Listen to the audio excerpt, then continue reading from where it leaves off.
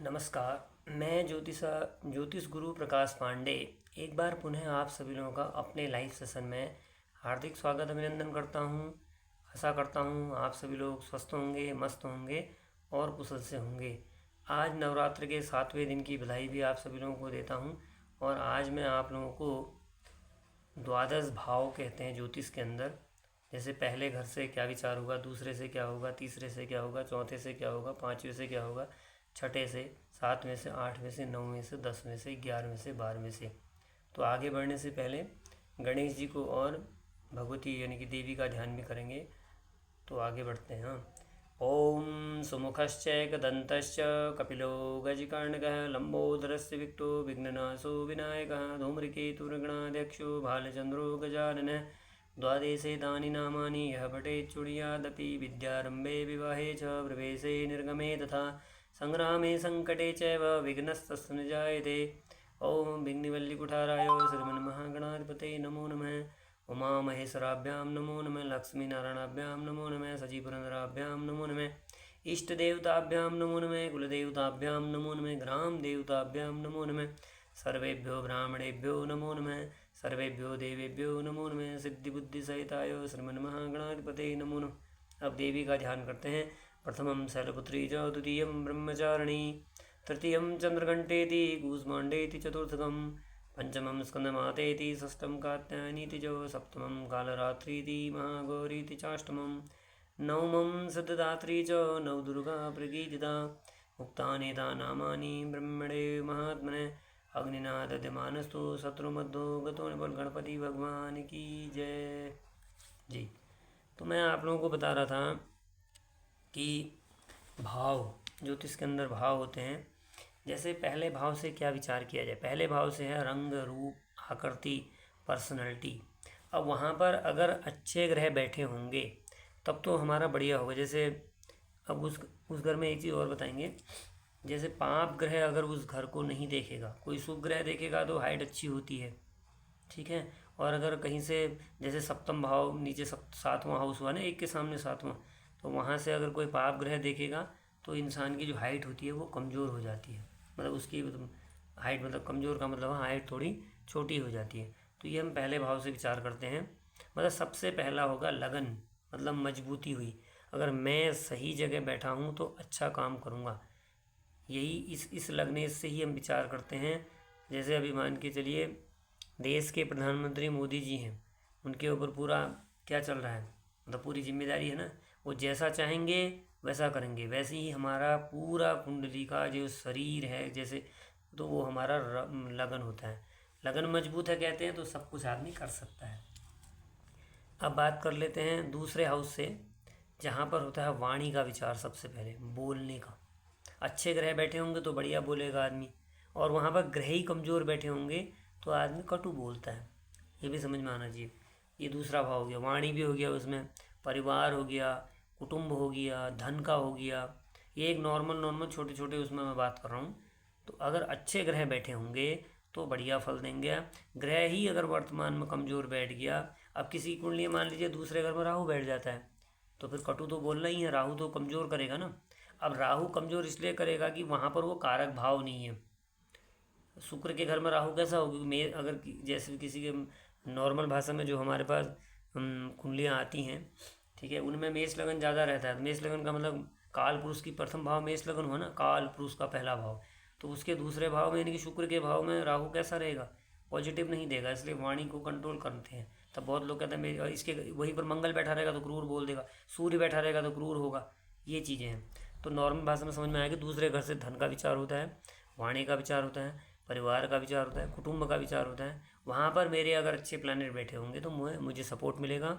और ग्रह ही अगर वर्तमान में हमेशा कमज़ोर बैठे होंगे तो दिक्कत होती है। अब आ जाइए तीसरे भाव में। तीसरे भाव से हम जो विचार करते हैं वह सबसे पहले होता है कॉन्फिडेंस, हमारा आत्मविश्वास। छोटे भाई बहनों के साथ हमारे संबंध कैसे हैं, ये तीसरा भाव होता है। ज़्यादा दो ही चीज़ें दे। और पड़ोसियों का विचार। अगर आप लोगों को याद होगा, इससे पहले मैंने भारत और पाकिस्तान के बीच में भी एक वीडियो डाली थी, किसी के यहाँ गया था, अगर आप लोगों को याद होगा, ठीक है। तो उसका मैं भेजते रहता हूँ। तो वहाँ पर भी मैंने यही बोला था कि भारत का जो पड़ोसी है वो पाकिस्तान है, वहाँ पर उसके अच्छे प्लानेट नहीं बैठे थे, इसलिए भारत के साथ जो गद्दारी करता था पाकिस्तान ने, पीछे से मारता था, सामने नहीं करता था।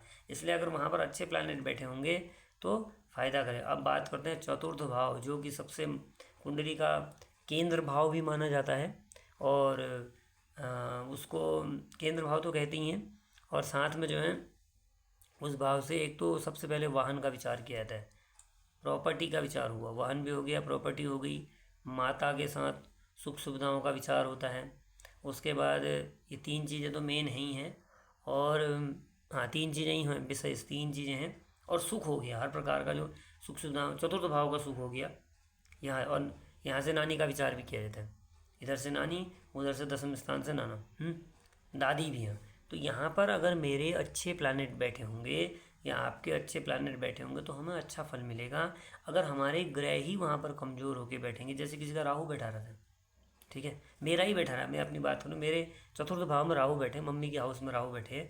अब मेरा राहु जो है मूल त्रिकोण का है, मिथुन राशि में राहु मूल त्रिकोण, फिर भी मेरी मम्मी से खटपट हो जाती है।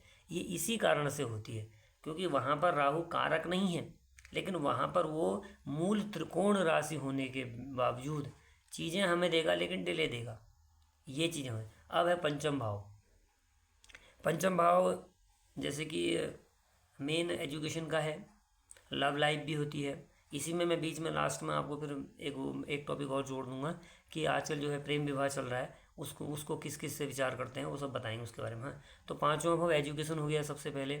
पाँचवा भाव आपके दोस्तों का हो गया। पाँचवा भाव आपका जो है संतान हो गया। पाँचवें भाव के अंदर अगर पाप, जैसे हम लोग कहते हैं लेडीज़ का मिसकैरेज हो जाता है, ये इसी हाउस से चेक करते हैं कि वहाँ पर अगर ग्रह कमज़ोर बैठेगा तो। और पाँचवें में राहु हो गया, पाँचवें में सूर्य हो गया, पाँचवें में शनिदेव हो गए, पाँचवें में मंगल हो गए। ये थोड़े से अगर वहाँ पर बैठे होंगे तो मैं तो लिख के दे देता हूँ कि भैया आपका संतान मिसकैरेज है। ये हमारी शैली हो गई है बोलने की, अब अभ्यास हो गया है काम का, इसलिए ये चीज़ें समझ में। छठा भाव होता है रोग, ऋण, शत्रु, मामा मामी, मौसा मासी। पहले भी मैंने बता रखा है, अगर वहाँ पर हमारे अच्छे ग्रह बैठे होंगे तो हमें फ़ायदा होगा। अब बहुत लोग कहते हैं मेरे मामा से नहीं बनती, मामी से नहीं बनती। भाई आपके वहाँ पर मूल पत्रिका में अगर अच्छी स्थिति नहीं है तो कहाँ से बनेगी मामा से? नहीं, इसीलिए बनती है।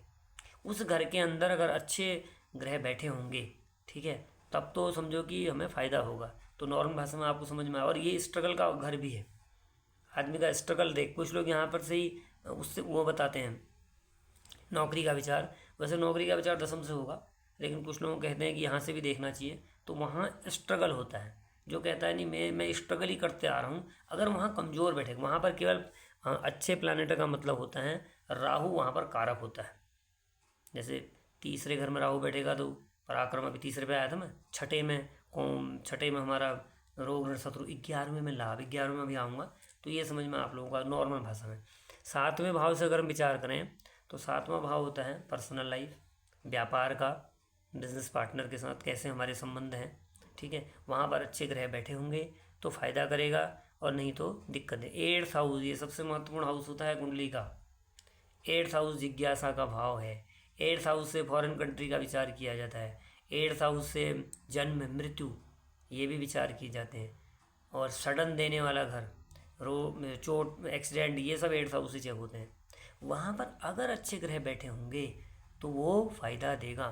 अब मैं अपनी बात अगर आपको बोलूँ, मेरा लग्नेश अष्टम में बैठा है। बहुत लोग नहीं देख पाते कुंडली, क्योंकि लग्नेश अगर अष्टम में बैठा, अब स्ट्रगल तो मुझे करना ही है, लेकिन मैं कहाँ तक जा रहा हूँ, गुड की ओर। मैं अपनी बात, अपनी तारीफ नहीं करता हूँ, आप लोग देखते होंगे मेरा कुंडली का समझाने का तरीका यही होता है कि लग्नेश कहाँ बैठा है, किस भाव में बैठा है। बहुत लोग, वैसे तो नियम ये कहता है कि लगन का मालिक 6, 8, 12 में संघर्ष कराता है, मेहनत करा के देने वाला है।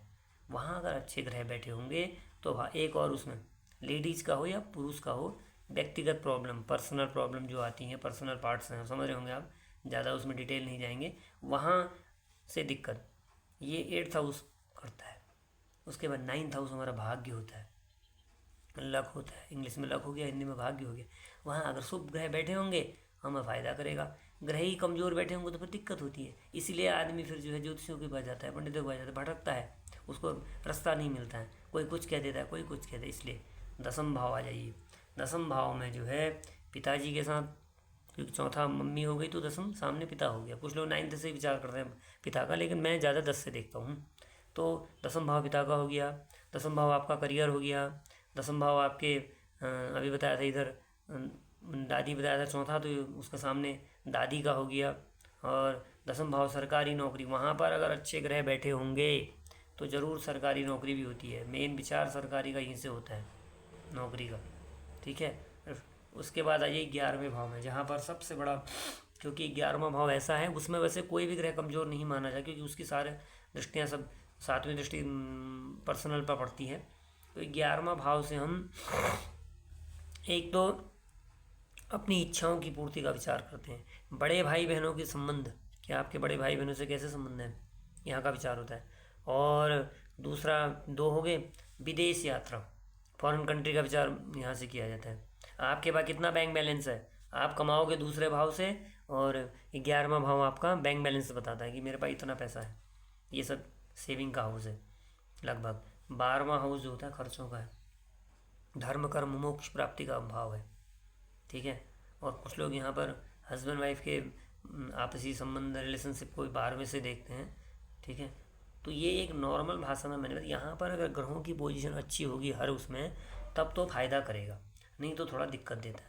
अब इसी को मैं आगे बढ़ा रहा था। दूसरा टॉपिक आजकल जो है बहुत चल रहा है, प्यार मोहब्बत या प्रेम विवाह किस के विचार करते हैं। इस पर भी एक टॉपिक आया था मेरा फेसबुक से, तो मैंने कहा चलो इस पर भी लाइव बना लेता हूँ। देखिए लगन, लगन मतलब मैं हो गया पहला हाउस, 5वां हाउस हो गया आपका प्यार, 7वां आपका पर्सनल लाइफ विवाह, और 9वां आपका भाग्य। इन चारों ग्रहों की युति होगी, इन चारों ग्रहों में अच्छे अच्छे प्लैनेट बैठे होंगे तो निश्चित रूप से लव मैरिज। चंद्रमा शुक्र एक साथ बैठेगा, लव मैरिज। मंगल शुक्र एक साथ बैठेंगे, लव मैरिज। ठीक है, ये 2 तो हैं। सूर्य नीच के होंगे, लव मैरिज। बृहस्पति बृहस्पति उच्च के होंगे, ये भी लव मैरिज करवाता है। और अभी जैसे गोचर में बृहस्पति आ रहे हैं उच्च में, वो मैं अगला बनाऊंगा वीडियो।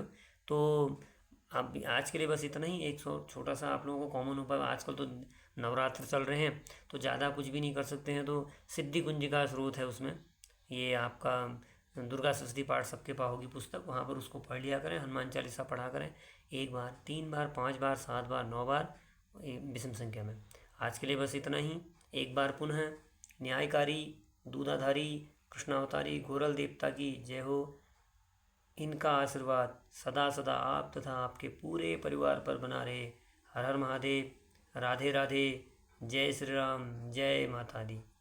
धन्यवाद। और अगर आप लोगों को मेरे ये वीडियो अच्छे लगते हों, वैसे तो लग ही रहे हैं, मुझे पता भी चलता है। जो नए व्यूअर से जुड़ रहे हों तो उनसे कृपया करबद्ध प्रार्थना है कि चैनल को सब्सक्राइब करें, शेयर करें